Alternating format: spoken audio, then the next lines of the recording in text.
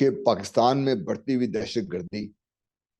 پاکستان کے اندر جو سیاسی عدم استحکام اور پاکستان کی بگڑتے ہوئی جو معاشی صورتحال ہے، یہ کسی سے ڈھکی چھپی نہیں ہے۔ پچھلے دنوں وائرل ہو گیا تھا جو مودی صاحب نے کہا تھا کہ دیکھیے، ہم نے پاکستان کو بھیک مانگنے پہ مجبور کر دیا ہے، پاکستان اب جگہ جگہ جا کر ہاتھ پھیلا کر بھیک مانگ رہا ہے۔ یہ اس شخص کی بات ہے جو پچھلے الیکشن میں، اگر آپ کو یاد ہو تو ایک انتہائی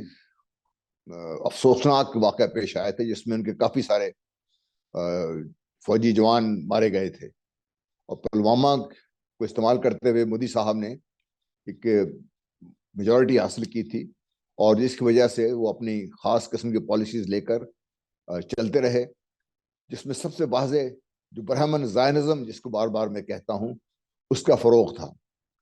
اس کے بعد بہت سی اور پالیسیز ہوئیں جس سے جو اقلیتیں ہیں، خاص طور پہ مسلمانوں کو ٹارگٹ کیا گیا، اور پھر بھارت میں الیکشن سر پر ہیں۔ کیا مودی صاحب پھر وہی دہرانے جا رہے ہیں؟ دو چیزیں ہمیں غور کرنے کی ہیں۔ یہ کیا وجہ ہے کہ افغانستان کی سرزمین پھر ایک دفعہ پاکستان کے خلاف استعمال ہو رہی ہے؟ یہ کون کر رہے ہیں؟ ٹی ٹی پی ایک نام تو ضرور ہے، لیکن کو کوئی فنڈ کر رہا ہے، کوئی ان کو ٹریننگ دے رہا ہے، کوئی ویپنز دے رہا ہے، وہ کون ہے اس کے لیے؟ بھارت سر فہرست ہے اس میں، اور امریکہ اس سے پیچھے نہیں ہے۔ یہ دونوں مل کر پاکستان کو اسٹیج پر رکھنا چاہتے ہیں کہ پاکستان میں استحکام نہ ہو، پاکستان اپنے آپ کو ترقی کی طرف جاتے ہوئے نہ دیکھ سکے دنیا۔ اس کا ساتھ ایک اور پہلو بڑا اہم ہے کہ کیا الیکشن سے پہلے مودی صاحب پھر کچھ کرنے جا رہے ہیں؟ اس میں یہ مت بھولیے کہ ان کے ناردرن کمانڈ کمانڈر نے کچھ عرصہ پہلے بیان دیا تھا کہ جس دن ہمیں حکومت حکم دے گی، ہم گلگت بلتستان اور آزاد جموں کشمیر پاکستان سے آزاد کروا لیں گے۔ اب پھر آپ دیکھیے کہ جو بھارت نے ایک پروپیگنڈا پھر تیز کر دیا ہے کہ پاکستان کے خلاف، کہ پاکستان اب بھی جو illegally occupied Jammu and Kashmir ہے اس کے اندر مختلف طریقوں سے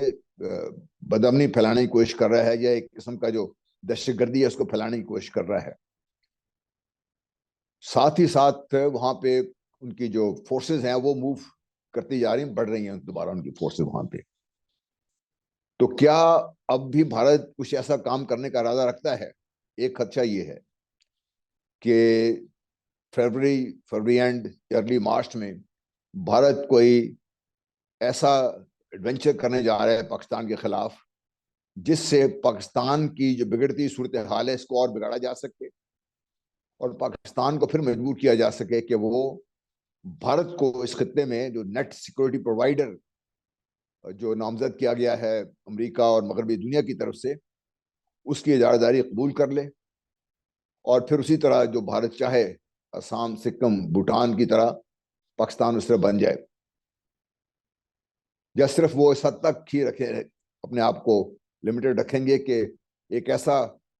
ایشو کریٹ کر دیا جائے جس سے مودی صاحب ایک بار پھر ایک مضبوط لیڈر کے طور پر سامنے آئیں جنہوں نے پاکستان کو دھول چٹائی ہو۔ اس قسم کا بھی ایڈونچر کا ہے۔ ہماری پوری امید ہے کہ ہماری فورسز اس لیے پوری تیار ہیں، لیکن یہ مت بھولیے کہ جنگ چاہے چھوٹی ہو چاہے بڑی ہو، اس کو کنٹرول کرنا شروع کرنا آسان ہے، اس پر کنٹرول کرنا کسی کے بس میں نہیں رہتا، وہ ایک اپنا ڈائنامکس اختیار کر لیتی ہے۔ تو یہ شاید بھارت کے مدنظر نظر کچھ بھی ہو، بھارت کے شاید یہ نہ سوچ رہا ہو بھارت کے کہیں پاکستان اپنی تمام مشکلات کی وجہ سے افواج پاکستان شاید کسی بڑی جنگ کے متحمل نہیں ہو سکیں گی، اس لیے پاکستان ڈر کے خوف کے مارے ان کی بات مان لے گا۔ یہ میرا خیال ہے ان کی خام خیالی ہے۔ پاکستان کے اندر ہم آپس میں جتنے بھی ہمارے اختلافات ہوں، جس قسم کے بھی ہوں، خدا نہ خواستہ جب پاکستان کی طرف کو میلی آگ اٹھے گی